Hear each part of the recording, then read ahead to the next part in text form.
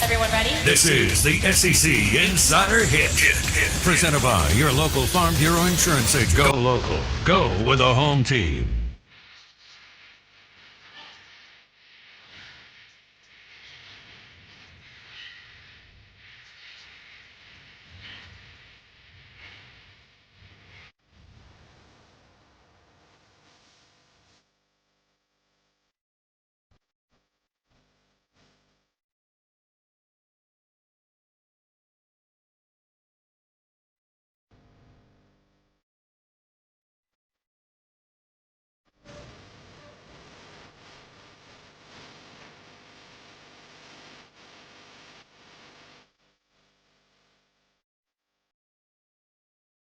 Steve Robertson, genespage.com, 247 Sports. He joins us on the Farm Bureau Insurance guest line. This is 105.9 The Zone ESPN. I am your host, Bo Bounds. And Steve, people are hearing good things about the work that Mike Wright put in over the summer. People in the building talking about how he made some pretty good strides and that they're confident, if needed, that he could do some positive things for the Mississippi State offense. This is obviously Will Rogers' job, but he could be a factor and a piece of the puzzle. What are you hearing? Oh, I absolutely agree. And I think the thing, with Mike, too, he brings a different dimension to the offense, right? I mean, it's like, is he going to be the passer Will Rogers is? Absolutely not. But he is a much better runner than Will is, and that's not to be critical. I mean, they all have a refined skill set. But I think Mike, over the course of this year, there's some passes that he wasn't making earlier in his Bulldog career he's making now, And I think, as you mentioned, if needed, I think Mike Wright's a guy that, hey, put him in there, he can win you a couple ball games. I mean, I think this is a bowl team with Mike Wright under center. I think they're probably, a Florida Bowl team with Will Rogers under center. But it's not a situation where, like in years past, if something ever happened to a quarterback, I mean, it seemed like your season was over, right? I think Mike Wright's a guy that's won some big games. I mean, people forget last year, Mike Wright basically single-handedly beat Kentucky and Florida. Obviously, he had to have some supporting cast around him, but it was his ability to stretch the field as a runner and hold defenses accountable that won those two ball games. And the fact that you've got a former SEC starter as your backup, I think speaks well for this offense. Steve Robertson on the Out of Bounds show. So what was the big takeaway from the scrimmage over the weekend? We didn't get to see it, but, you talked to a lot of people. And the main thing is I just think some continuity on offense. Back in scrimmage one, the defense really dominated the first half of that scrimmage. And in the second half of the scrimmage, the offense began to counterpunch. I think they were a little more prepared this time. I think, again, some position battles are beginning to shake out. And the offense had the better of it on Saturday, which I think is a good thing. I think we know that this defense from Mississippi State is going to be pretty salty. And if you can move the football against that group, chances are you're going to be able to do it against most Southeastern Conference teams. And so I think it was a very positive situation because this time, more times than not, the defense is ahead of the offense. And the fact that the offense is able to go out there and do some big things. And the thing, I guess, probably something I wasn't expecting is this running back room. We were all kind of panicked in some respects about losing Dylan Johnson, and in no way am I being critical of Dylan. But this is a better running back room than Mississippi State's had in some time. And it's because the new additions, obviously. I mean, you knew what you had in Simeon Price. He is a quality number two to Woody Marks because you have an established bell cow with Woody. Then you go out and get Trevon Lee from Penn State, who has proven to be a very shifty guy, probably a little more than we anticipated. Jeffrey Pittman was the number one junior college running back in the country. He has been exceptional in short yardage, and he had like a 25-yard run over the weekend. But, he is a guy, too, that, can kind of get in there and run behind his pads and be a little bit of that enforcer. And then there's Seth Davis that is completely different from everybody else in the room. And you and I have spoken before, too. I don't know that Seth Davis was a great fit for the air raid. I just don't think he was ever going to be able to step up on third and long and take on a Mike linebacker running through the A-gap on a dead blitz. It's not magic, it's math. I mean, it's just not going to happen.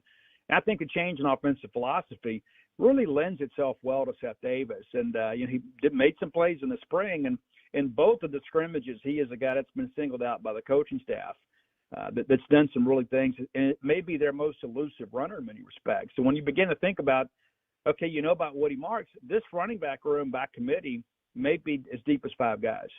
All right, Steve Robertson on the Out of Bounds show and the Farm Bureau Insurance guest line. What about who's the most electric playmaker? Is it Xavier Thomas, Tulu, or I don't know if Justin Robinson's electric, but he's 6'5", 220-ish, and has an opportunity to do some things that they haven't really had. So what direction do you go there?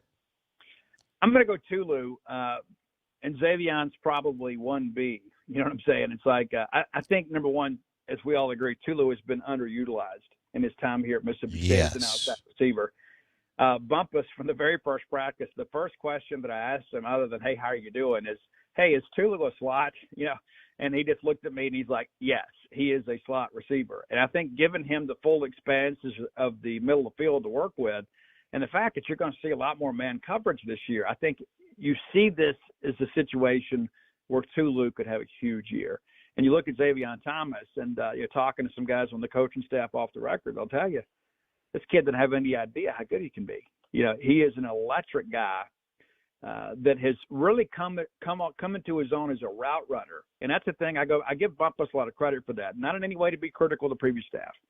Chad and I had this conversation back when he was a player here at Mississippi State. He was at camp one day just kind of supervising, and I was like, what do you think about this kid as a route runner? He goes, man, nobody's sticking routes in high school because you don't have to. You're just running by people. You're just using your athleticism. He goes, in the SEC, you've got to have some refinement with that. You've got to be precise in your route running. And so Chad himself, you know, really got pushed as a college receiver to be better and to understand the concepts. And I think he has brought those same lessons to guys like Xavier Thomas that have kind of gotten by on athleticism. And the thing that you consistently hear about Xavier is this kid's going to have a big year. He's really going to have a big year. And so when you begin to think about that element of it and the fact that they're going to see more man coverage, you could see some really big plays in his passing game. Where's Cole Smith going to end up on the line of scrimmage?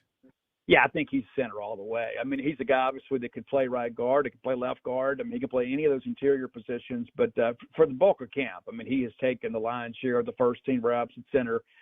Stephen Lasoya, obviously, could be a guy that's done some snapping for us in the past. And then Cannon Boone's a guy that they really like a lot, too. And, you know, he'll probably be the guy next year. But I think Cole's the guy, too. And Cole Smith obviously doesn't have the size that his dad did, but he plays with that same level of heart. You know, he's one of those guys that you always notice when State gets a big, running touchdown down inside the red zone, it's usually Cole was the first guy to celebrate. This is a guy that really loves the game of football. He's kind of an emotional leader with his team, like kind of a soft-spoken guy. You know, doesn't really jump out there and the big rah-rah guy, but he is a guy that understands what it takes to compete in the Southeastern Conference. And probably a guy that should have been at Mississippi State the whole time, right? He kind of embodies what Mississippi State wants to do. But I think in many respects, Cole Smith is one of the leaders on this team, even though it's maybe not through word of mouth. Okay, what's the concern on offense? Well, I think, left tackle is probably the one thing that I would look at. It's because you'd like to have that settled. The good thing is you have some options there, right? I mean, Nick Jones is a guy that played at left tackle last year. Not the biggest guy. You look at him and say, this guy's playing left tackle, but he did. He's got great feet. But you got Percy Lewis, a guy that is just a massive left tackle, and you've got Dollar Bill Johnson. And so I think it's probably those two left side positions will kind of be those three guys until they kind of get that settled. And this week will be big. This mock week, they'll settle with two deep. We've seen some sets as of late where you have Percy Lewis at left tackle and then Dollar Bill Johnson at left guard. That's a lot of humanity right there on that left side when they get ready to get out there and really push. I think Nick's a guy that's probably a little better equipped as a pass blocker. So it'll be interesting to see kind of where he fits. But you got three guys out there that can play any of those positions and are kind of interchangeable. And talking to Will Friend and those guys, that's one of the things they wanted those guys to do, to be a little more versatile, because you got a guy like Cam Jones who can play up and down the line. Is have some guys that can plug and play. And the good thing is we're really talking about, 8 guys, kind of 8 or 9 guys that are kind of in the mix, on that 2 deep. And, ideally you'd like to have a full 2 deep. But if you've got guys that can play both sides, like Percy can play left or right tackle, and I think outside of to be fair about it, I guess maybe outside of Percy Lewis, you got a lot of guys that are pretty much interchangeable in that line. And what's interesting, talking to some of the guys about the younger guys, they say Malik Ellis has played every position on the offensive line and tight end and H-back. He's done everything but take the snaps. He's delivered snaps, and that's a guy that may not play a lot this year, but it kind of bodes well for the future. But I do think this offensive line's in really good shape. What about on defense? I know the concern has been at safety. What's the latest there, and is there any other concern on defense? Yeah, I don't feel – I was concerned. Let's kind of take it group by group. At the beginning of the year, you're thinking, okay, what's the two deep look like up front? You feel really good, about Crumedy and Pickering. Even though Pickering, I don't know that maybe has had that big breakout year. Perhaps he will this year. But then you got John Lewis as a guy that's running, outside of them, at Sam Backer, him and J.P. Purvis, and DeMonte Russell and Jordan Davis have kind of battled back and forth. That's been kind of a 2-year deal, but it's good to know that you've got two capable guys battling for one spot, right?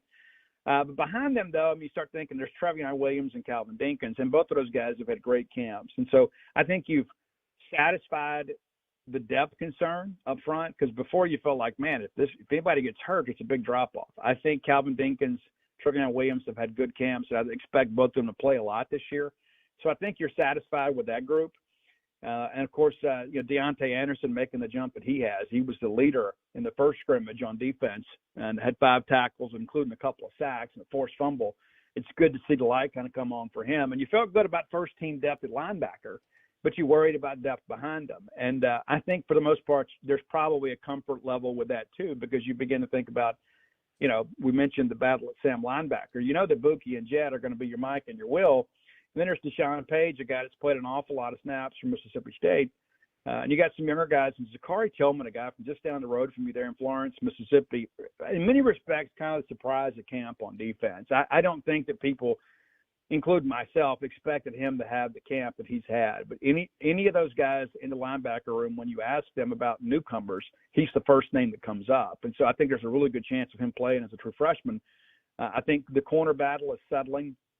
I think DeCarlos Nicholson, Marcus Washington, Asai Spurge, DeCamerion Richardson, I think that's going to be your two deep. And there's some younger guys behind them like, Kamari Rogers that'll play this year as well. And then, of course, there's the secondary with the safeties. And I think the first group you feel really good about. The second group, you're still kind of figuring it out. And at the end of the day, though, Bo, it's not just necessarily your 5 individual defensive backs. It's which 5 play the best together.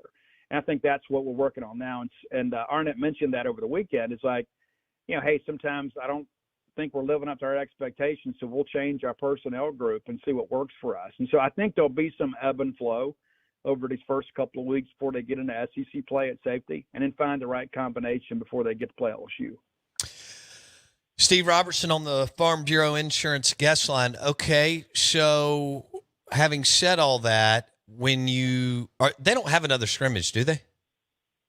Well, they'll do a mock thing this weekend, but now it's about trying to get guys' legs under them. Yeah, they'll do some things, but they're not going to go out there and hit full speed on Saturday and then expect to go play a game the following Saturday. Now it's about getting guys fresh and kind of getting them going. And now you've kind of figured out the who's on scout teams. So the lion's share of the reps are going to your first and second team guys. So this week it's just kind of about getting their legs under them and getting ready for next week.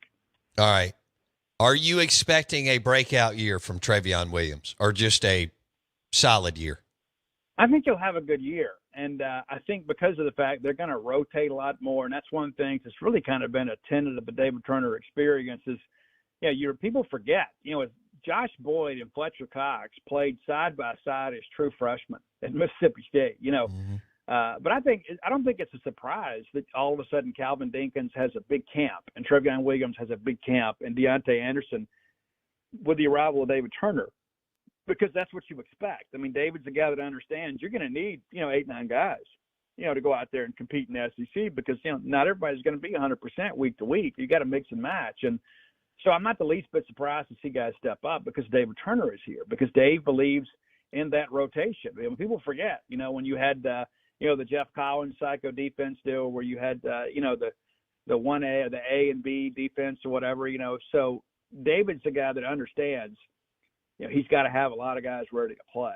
And so, yeah, I think Trevion Williams is one of those guys that they see as one of the next great Mississippi State defensive linemen. So does he have a breakout year where he becomes like the feature story on SEC network? No. Is he a guy that's going to take a step this year if he stays healthy? Absolutely.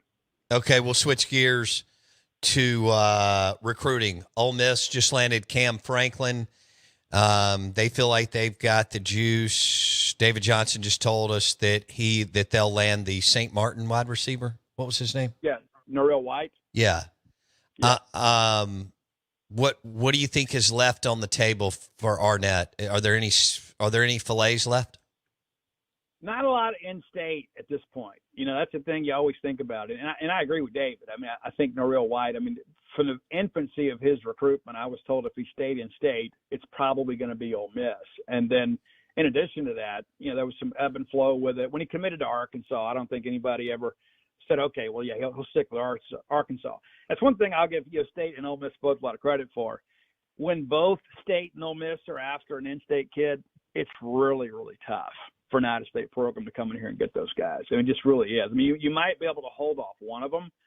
You're not going to be able to hold off both of them. And I think that's kind of the situation with White. But, there have been some times I know that feels like State had some juice with him. But I think, Norrell White's a guy from the beginning. I felt like, again, if he stayed in state, he'd be a Rebel. And I do think he will announce for them. I think it's coming up on 25th. But yeah, in state, there's not a lot of meat left on the bone.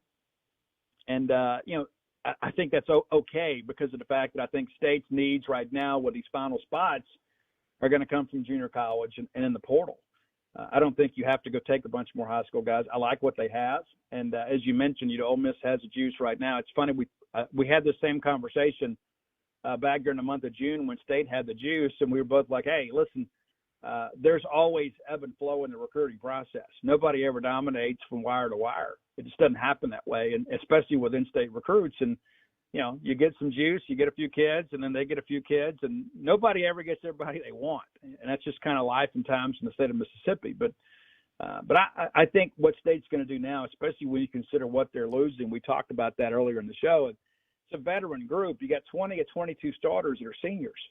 And so you're going to have some huge personnel losses at the end of this year, going to reach the end of a talent cycle in many respects. And while you have some young guys you're really excited about, you need some veteran guys. And you need one on the offensive line, maybe one or two on the defensive line.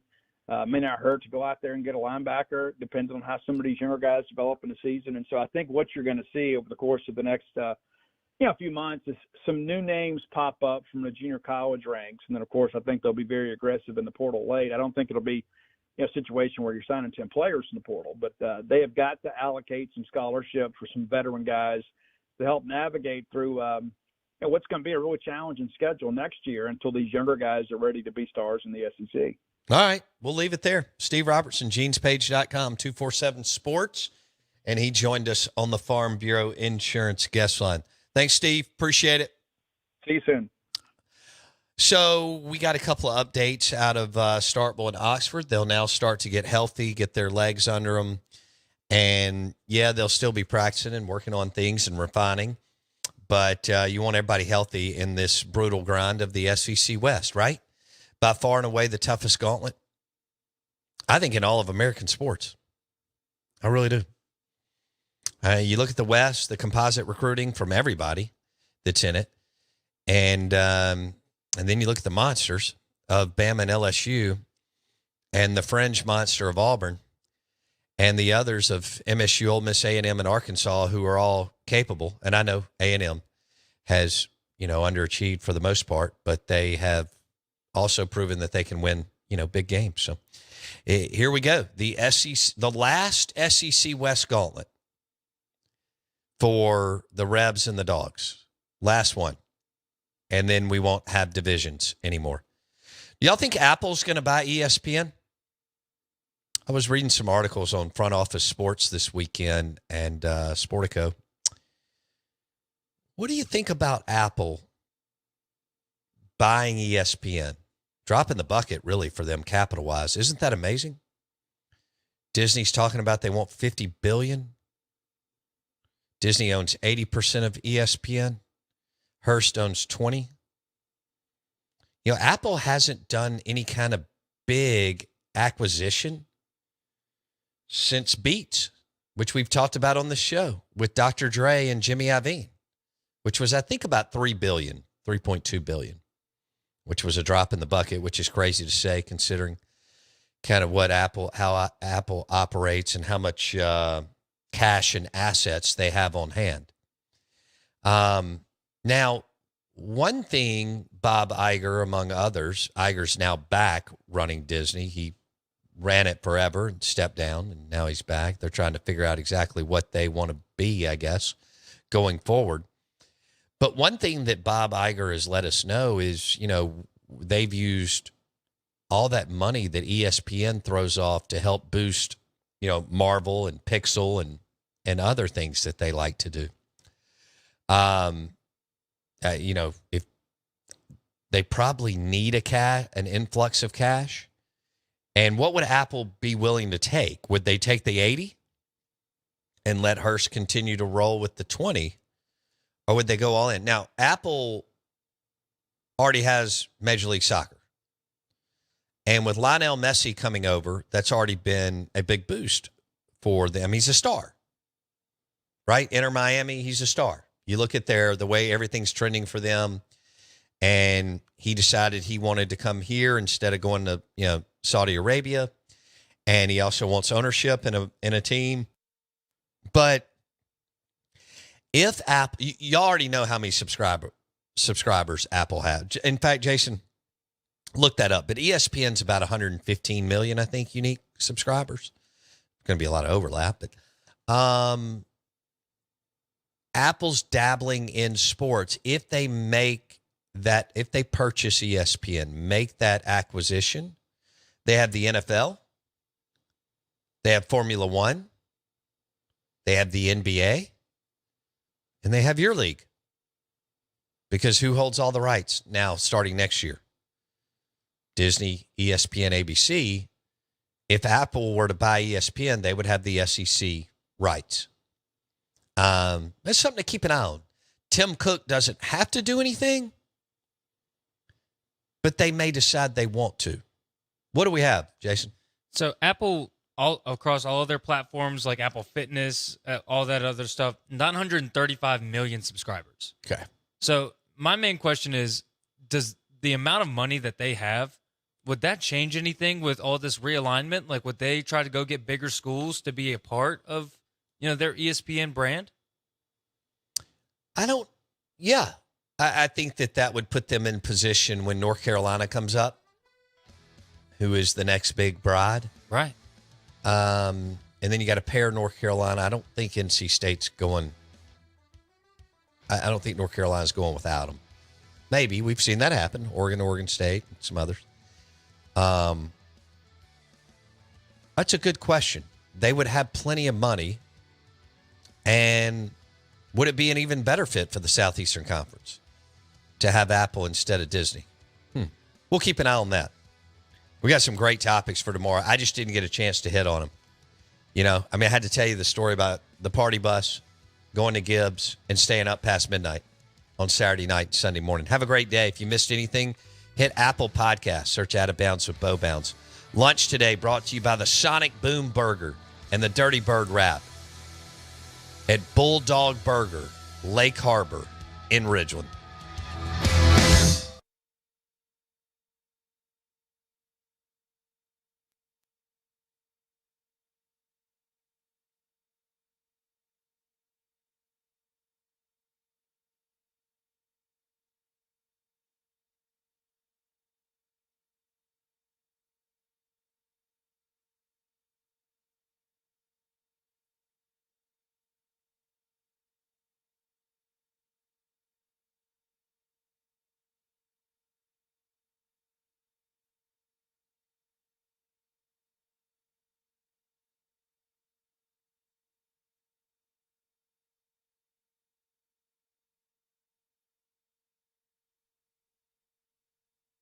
About the quarterback race, but I'm of the impression that Jackson Dart is back at Ole Miss set. and he started Luke last year. Okay, but as the season rolls on, okay, but through the drill, yeah, I think the tight What- one shot may have run for 3,000 yards. right.